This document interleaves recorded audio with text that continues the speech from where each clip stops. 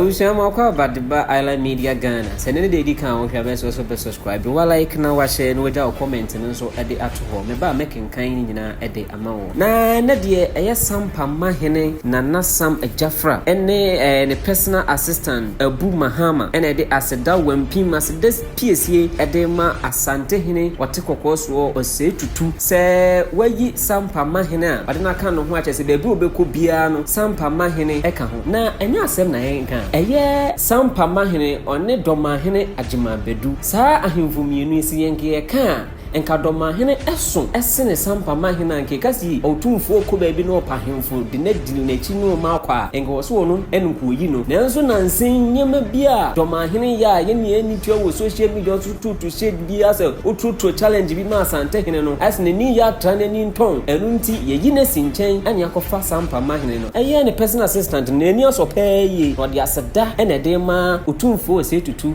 se wayi no aka na hemfo a wono om de kodi dwumadi no wode na aka ho na de mo mani aso pa ye ni se eye enswatikin aye friend enswatini oba Ghana no emra Otumfuor eche na de no ofre Sampahene Nana Sam Ejafra the second eno ma ne be presente ade no edema no aso wonani ye pa se enye easy se ohene pon ohene kese wati sei na se waba na se ye presente ade amana ye beyi obi anase ye beyi ohene bi sa so womra no omna meye de oma be presente amu mani aso enti enne no omade aseda wampim aseda emu hwam edema Otumfuor ote kokoso osetutu say nana onkwaso pia ebusiafo ene anwumre yi mechia mo se mre ni mre nyina munya mre na mudi hweyen de bia memeka nokre eyade a entutu nase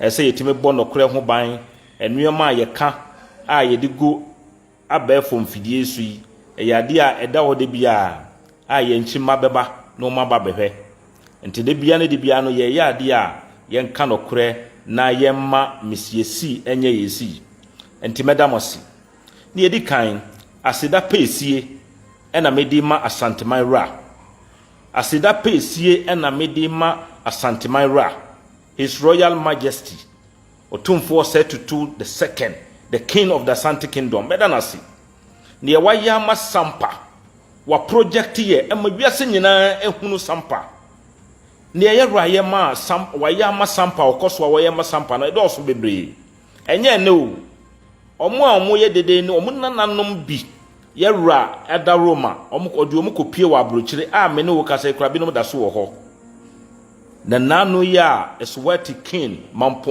o king ohini kese yi eba Ghana na oduru eyi aban tenabia na oman panyene president His Excellency Mahama Shian oka kire ne se bra na nnura kura na the Asante Kingdom omo hene efri kromo ha o konto o twen you go and meet a rich culture eye nokre enti yewra eba ye no na himpon no a oyiyi won carefully selected across the kingdom or the Nana Sam Ejafra eka ho bi ti Nana Sam Ejafra ekogina ye emma yewra welcome the king of Eswati yera yedawasi eye nyonyam hye yedawasi ni etoso mienu yera organize deba kese pa ana himponum na himfo paramount chiefs kingdom across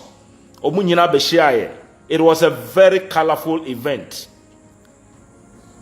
na chedia no wodi ma ohinpon no sebi otu nani no ofre na himfo baako aye Nana Sam Ejafra wotosom bienu e ma ne kogina ho e presenti the gift a yera edima is what king no yera eye nyonyam hye yera wase enti so obi ti baby na o ka se oba Asanteman a oba kwasom a sebi na ontini ye wo ka ase oba Asante e ma Asante afawo na waye wo kesi na wodi waka ho Asante fawo no wode woka ho wi a onkai baby a wofri biom enu nti na titi no ye nananom ka se Asante nkai onkai se uye kwabi akwabi e na abeka ne ho The moment you become part of the great nation called As-Sampahene, we are all one.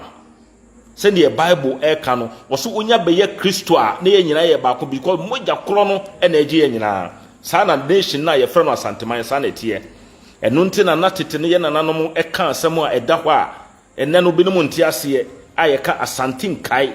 We don't remember where we pick you from. Into omu kono omu konkawa no di beka ɔman ne ho a yen kai nka sɛ ye konkawo, but rather they see you as a member of the nation called As-Sampahene.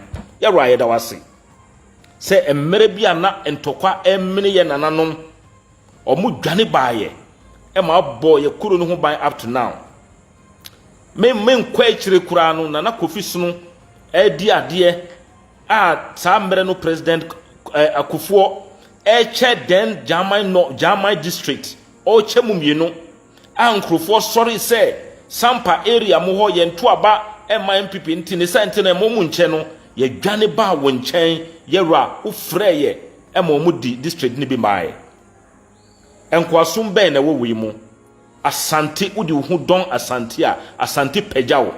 That is how it is.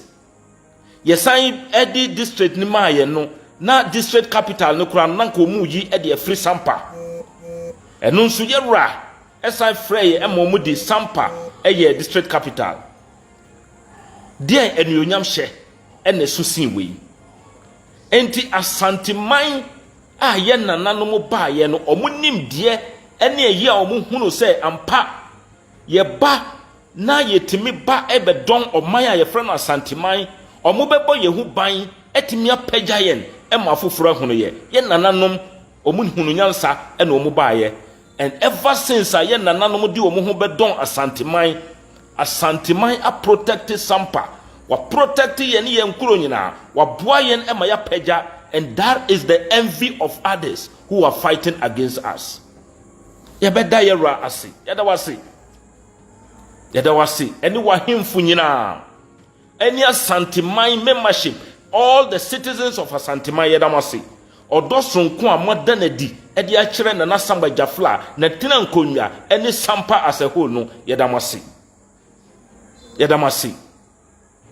yenim se meripamu afoforo behunu no madwane aba beka oman a ye frɛ no As-Sampahene ho mesrem abrantie bi constantly ufrɛ me no kasa me explain nyoma e kyerɛ wo, but I had to say you have decided not to take the truth.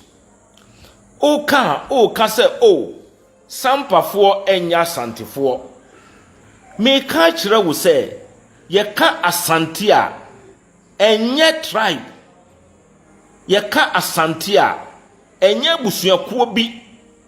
Asante eye oman, Asante eye oman to say the way ye wo Ghana, ye wo Cote d'Ivoire, ye wo Nigeria. Wontimi nka say Nigeria fo eye ebusuakuo we, but urura Nigeria mu a na wanya abusua ahodo a eba together to form the nation called Nigeria. Sana oman a ye frɛ no As-Sampahene a ye nananom ko chichire ye no sana tie. Enti As-Sampahene no eye oman. Enti ukase Sampa enya Asantefo a na menti wase. Sampa is a tribe within the nation called Asante. Omanya ye frɛ no As-Sampahene no Sampa eye abusuakuo, Sampa abusuakuo a ye frɛ no Hyenyole a ye nafanafo no ye nafana abusuakuo a ye wo omanya ye frɛ no As-Sampahene mo.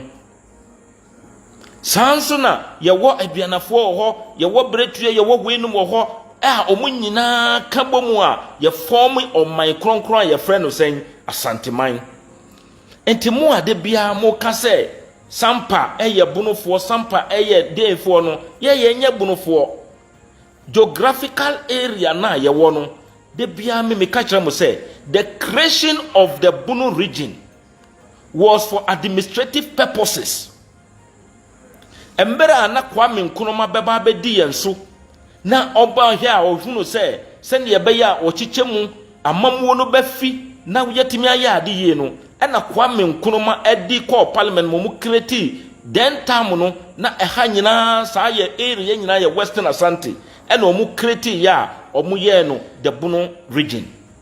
ba meka ama wati ase say emra na Kwame Nkrumah ebe create then Bunu region out of the greater Western Asante no oma yewra eti ase say the purpose for the creation of the region was for administrative purposes and never to take away allegiance of any stool that have allegiance to the golden stool.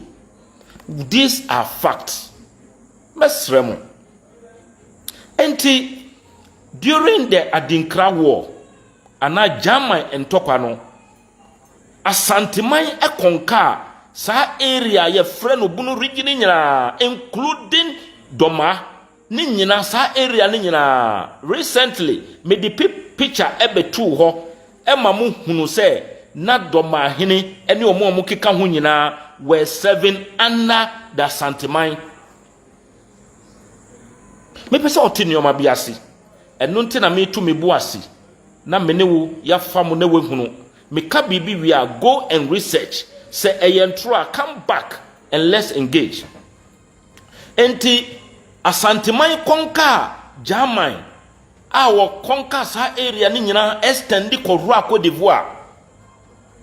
Enti sa area ni nyina eya Somahin kuro eni omo keka ho in the current area ye friend of the Bunu region no Asanteman konka ye. Enti Asanteman disu kopim se broni eni Asanteman bekun ye ema Asanteman di broni so nkunim osai biebom ema ye di no so nkunim. And now this time round no obegada some of the then time Gold Coast for Nigeria for any omu ba ya ye kun sa entokwa ya to din say Sagrati war no ye kun ye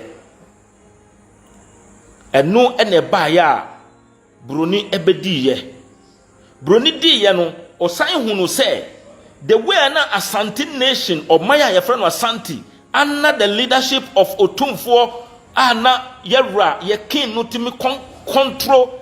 There was coordination, there was unity, there was things going on. Obaya Obekonkan, things were not going that way. Until in 1935, Broni Ehuno said, let me restore the Asante configuration. Until Mua Titinu, ye ko school a check akrano, ye suya bibi e was social studies mo say restoration of Asante configuration. Ye can restoration a ye brofu. How? What do we restore? Ye restore bibia ewo ho na wa suspendi na wa hunu se ehun behia se ye de beba biom enu nti na ye kan se restoration senka broni ena ye di baaye the way na Nationhood e ka se broni na dada wom ena omo be hye mu no a enka broni be ka se the formation of Asante configuration enko be use the word formation, but the moment he say restoration it means that it was in existence. And a bibi bebo mu and we hunu say and who be here so be sign echi no wa managina hobium. And no and until 1935 or restore the Asante configuration no. Ebusiafo until the restoration of the Asante configuration automatically restore all the traditional areas under which were under the Asante kingdom. We enya bosremuka kohwehwe case bi a eye Techiman traditional council omuni kuro bi a ye frɛ no tano so eben Techiman omuhima omutu omuhima enti omutu hima no ena hima no edi court say Techiman enye the right forum say ye beka omunkonwasem wo ho na yetimi agina so ato no omudi call ye na omukɔwura mu call ye no court no uphold say the restoration of the Asante configuration no start automatically restore all the traditional allegiance, traditional jurisdiction of the Asante kingdom. Ghana yemra ye wo ye constitution ene ne court ka asem na court e won anim enyambongu ya sa asem no ebeye mra eda ho. And the court are ruling on several occasions say the restoration of the Asante configuration is an automatical restoration of the Asante kingdom. Ne say no court no gina so e kan say sa kuro no eye Asanteman dia ne say no Techiman is not the right forum yebeka na sem until they should come to Asantehene and no ne ba ye ombeka ya ohima no osan bedi ade. These are all facts. Ebusiafo enuntina PNDC tam President Jerry John Rawlings no ye military leader samre no ohia consensual building. He doesn't need your vote. Ombeka say me ye we ya wonto abamman because enya abato ene di ne baaye. Onu krampo no a na eduru mre bia wo fi say enkro ne bi wo ho. Omanyini ese ye pagya wo mu nkonnwa no. President Rawlings ana omuye PNDC. They could not do it on their own, but they wrote to Otumfuor Opokuware esre ne say yera yesrew enkonnwa yi yesrew say pagya san nkonnwa mayen. Na ye ma what yase say they will not, it is not, and they will not prejudice their traditional allegiance to the golden stool. O si enkonwa yi a sunwan na sunwan ka ho eye dwene mu eka ho kuro no bebre a ye bunu region ho de nyina a medi betu mi page ne so amohunu ye san kuro ne nyina osre yewura se peja ema yewura ekyerɛkyerɛ enkuro no bi kuro no ba ko wo ho ebeye miensa omusre ye ema yewura kan se san kuro yi de enkamedie ho because I was in the Volta base. Ebusia nokure eye nokure. Say despite owosika, the fact say onya me papa ntine eno nkyere say ne ho nya mahi ebi.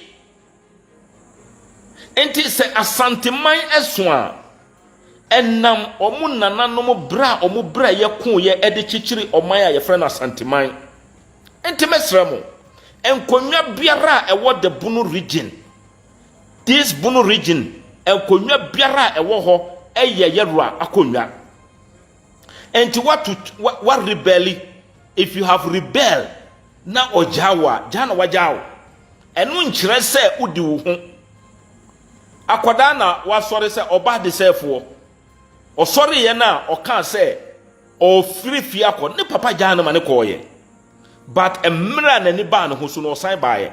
Enti omo chat or muka keyword no omo rebelling in at appropriate time they will come back. And that will not change anything. Ebesremo. Enti se obi mudasu ka say sampa eye bunu ena eyi nana samba jafla edi ye banku asummu ewo asantia na sebi mesremeka em say amamre ne ya bakosem no ye nimu ye Asanti Bunu region ni nyina ekwa yewra on say nanu yewra eko President Mahama hono kope picture no na hwe picture no oyi nana samba jafla because nana samba jafla na dan nsase na no eko Cote d'Ivoire side ho eno oyi ne ba a eye nkransa hene ono nso na hwa ko northern side eno odi entotroso ono nso hwa ko service side and was ye warm at the buyer to represent the rich kingdom Asante fought and built. It wasn't built through political power. The Asante kingdom was not built through social media. The Asante kingdom was not built by hiding behind politicians. Mesremo, go and get the history of Bunu Chempim and read about it.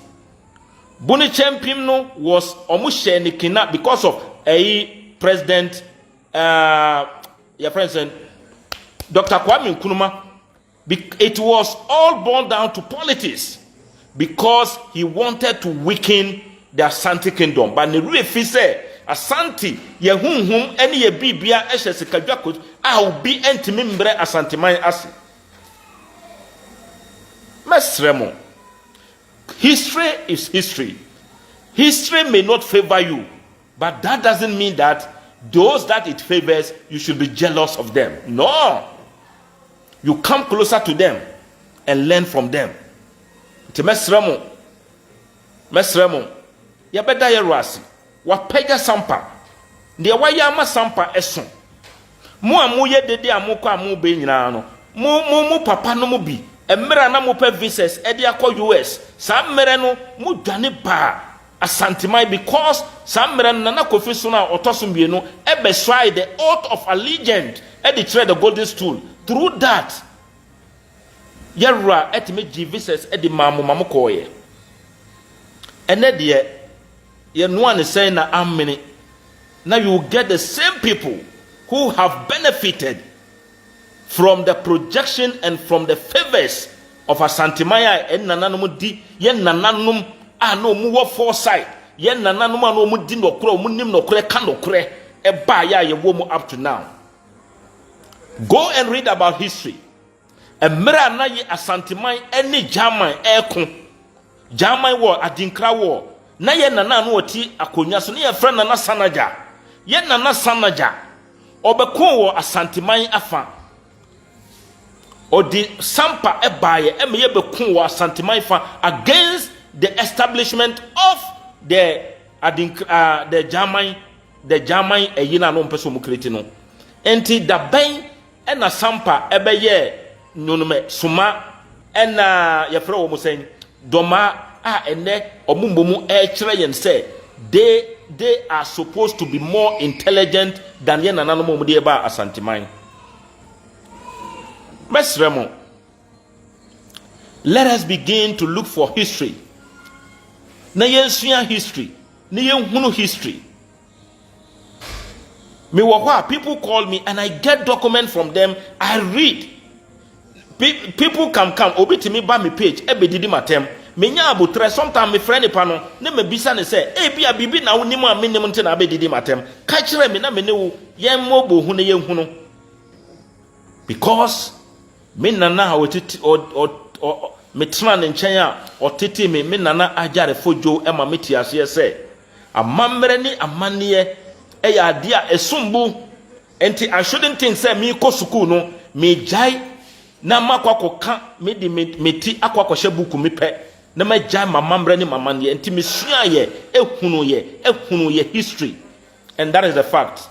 Enti mesrɛ mo sa letter na me de to me page no kohwe na kan PNDC, they were not a democracy or make say no mupe As-Sampahene vote and nothing or what letter by they were military rulers, but upon a military ruler no mudi martial laws any rules na no they could not do it, but rather they wrote to As-Sampahene ra esre ne say enkonwa pejamayen last ana meni Guinemu historian opinion Kwadwo Adjuman menene ka oka kire me say Rollins a mistake and wo ma o say Rollins a mistake and wo ma ye ru to me and ka say enti are you telling me say enkonwa na opagya ne nyina no they were mistake? Go and look for the history and learn. Utsua history na be hunu say he did the right thing. He cannot bypass the golden stool and elevate Sankumiano because the powers were acquired by them, temporary break by the British, and later on restore. Ntisaneti mesramo mepemrebi emayako the Asante Kingdom no, the rise of the Asante Kingdom, the formation of the Asante Kingdom, how powerful they are. Asante enyane independent because before the independence of the nation called Ghana. Anaunim ye for me or maya ye friend no As-Sampahene and sana ye be for me Ghana. Ye for me or maya ye friend no As-Sampahene and sana ye be for me or my be ye friend no Ghana ana or my be ye friend no Gold Coast a ye be friend Ghana na As-Sampahene e wo ho. What was taken from the As-Sampahene kingdom was restored in 1935. In 1935, As-Sampahene gained its independence, but has to sacrifice it for the greater independence of the nation Ghana. And to say obiwo or my Ghana mo na yebendi and nasi ebe mabinumwa, we have to give thanks and appreciation to the nation called As-Sampahene nation. Nokre ko na ko hwehwe Britain. Now ko ra England na obehunu say ye betwere wo ho Britain enka se oman a oni omukun ye omobre Ghana ka ho they be onka Ghana da or see those that they struggled and fought with obo India na wabobo na wabo As-Sampahene he write it As-Sampahene enya social media ena na social media ba na obinya Jack Daniel ba ku bi si ne nche no wonya we ya no wokeka nsem ne ye wonya nkrofo bi nso a omo nso hatred any jealousy aye omuma na omo nso no bone samrani no office say waye bibi na wokoso mesremo. The fact that my daddy is not rich doesn't mean that when I see rich people I should be jealous of them. They should be a source of motivation to let me see that fighting to build kingdoms, fighting to build something will last for time and your generation will come and benefit from it. Timesremo, Asante ayo mind. Enti yedi enubesi hosa. Ni atosum you know. Asidana ena medi ma yera. Yera ye besomwu. Woni yera. Yera ne wo uye nyame kesi. Sampa will forever be grateful to the kingdom called As-Sampahene. Say yen nananom dwane ba ya muji yen na mo boy ho ban. Enya As-Sampahene ena eta ye chi a. Sampafo mi kromfo mu refi. Yeki fei nga nyunume na wotata nyunume fi nga mi bunie mle ya wo na wo lelebe bunie per muna sape wotata anga yerke fei mu yo na tomlopie olongolu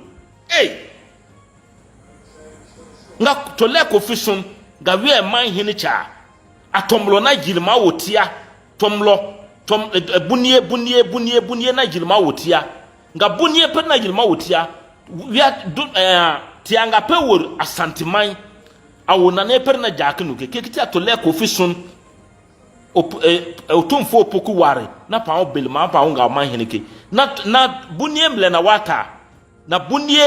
wata ka anga ka opi dikure ape wa pesum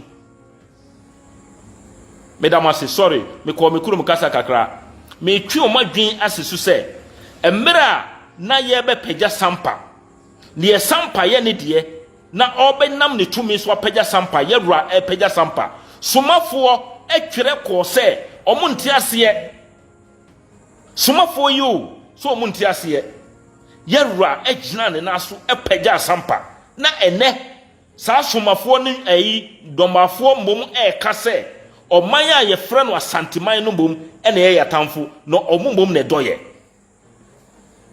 nenti ase a ewo we mu den mesrem benuanom emrante ne mabawa bo sampa mumma mun ni binum achi ema mu hyem achi ema mu nye totrasem ye nananom breye ene mu chichire sampa bebi a sampa da no efeyie enti sesumanya ya onko no ye sampa domanya ya enko no ye sampa omanya no enti omo be hye tutrafo achi ema oma sei sampa ba send ye memeka no de ye nananom bre chichire ye no ye moa obi ema ne nse no